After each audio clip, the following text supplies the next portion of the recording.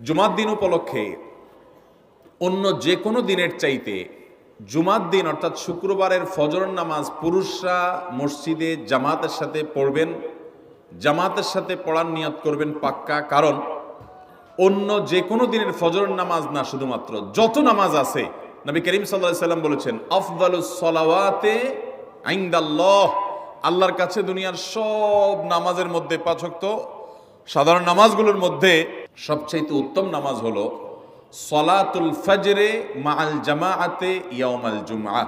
জুমার দিন ফজরের নামাজ জামাতের সাথে আদায় করা হলো যত নামাজ আছে এর মধ্যে সবচেয়ে শ্রেষ্ঠ নামাজ। ভাইরা আমার, প্রত্যেক বৃহস্পতিবার আসলে সন্ধ্যার সময় প্রতিজ্ঞা করব, সপ্তাহের অন্য দিন যদি আমার ত্রুটি বিচ্যুতি হয়ও আমি সেটাকে কারেকশন করার চেষ্টা করব, কিন্তু শুক্রবার ফজরটা পুরুষ হিসাবে আমি জামাতের সাথে পড়বই পড়বো।